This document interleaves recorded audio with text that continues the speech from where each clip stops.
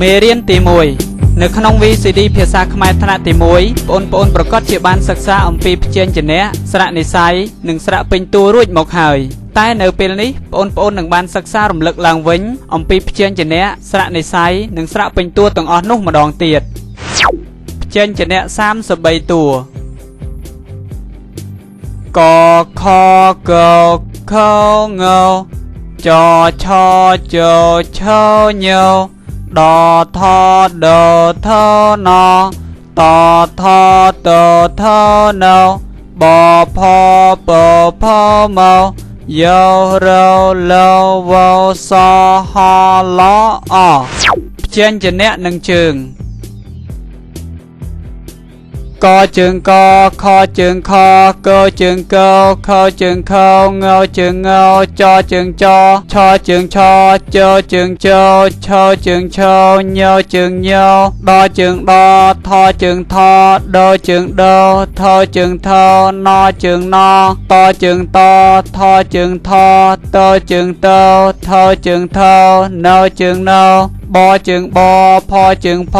ពជើងពផជើងផមកជើងមកយោជើងយោរជើងរលជើងលវជើងវសជើងសហជើងហលអត់ជើងអជើងអស្រៈនិស្ស័យ25តួស្រៈអស្រៈអាស្រៈអេស្រៈអីស្រៈអឺស្រៈអឺស្រៈអូស្រៈអូស្រៈអ៊ូស្រៈអើស្រៈអឺស្រៈអ៊ីស្រៈអេស្រៈអែស្រៈអៃស្រៈអោស្រៈអៅស្រៈអ៊ុំស្រៈអំស្រៈអាំស្រៈអាស្រៈអ៊ីស្រៈអូស្រៈអេស្រៈអស្រៈពេញតួ15តួអអាអេអៃអ៊ូអូអូរឹលលឺអែអៃអោអៅមេរៀនទី2របៀបប្រើព្យញ្ជនៈនិងស្រៈការផ្សំព្យញ្ជនៈនិងស្រៈការប្រើស្រៈនៅក្នុងភាសាខ្មែរយើងគឺខុសពីភាសាដទៃទៀតដូចជាស្រៈខ្លះនៅខាងមុខព្យញ្ជនៈខ្លះនៅខាងក្រោយព្យញ្ជនៈខ្លះនៅខាងលើព្យញ្ជនៈនិងស្រៈខ្លះទៀតនៅខាងក្រោមព្យញ្ជនៈជាដើមសូមបងប្អូនមើលឧទាហរណ៍ខាងក្រោមនេះកដាក់ស្រៈអាកាកដាក់ស្រៈអេកេកដាក់ស្រៈអីកៃកដាក់ស្រៈអឺកើកដាក់ស្រៈអឺកើកដាក់ស្រៈអូកោកដាក់ស្រៈអូកោកដាក់ស្រៈអ៊ូគួកដាក់ស្រៈអើកើកដាក់ស្រៈអឺគឺកដាក់ស្រៈអ៊ីគៀកដាក់ស្រៈអេកេកដាក់ស្រៈអែកែកដាក់ស្រៈអៃកៃកដាក់ស្រៈអោកោកដាក់ស្រៈអៅកៅកដាក់ស្រៈអ៊ុំកុំកដាក់ស្រៈអំកំ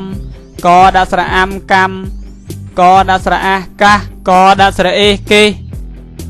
កដាក់ស្រៈអោកោកដាក់ស្រៈអេកេកដាក់ស្រៈអោកោឥឡូវយើងអានសារឡើងវិញម្ដងទៀតកកាកេកៃកើកើកោកោគួកើគឺគៀកេកែកៃកោកៅកុំកំកម្មកាសកេកោកែកោเราดัสโอโลเราดัสอาลาก้มโลลาพิกีประกอบกอสไอไกกอสระไอไกกอสเอเกกอสระอะไกเราดัสอาลาก้มโลลา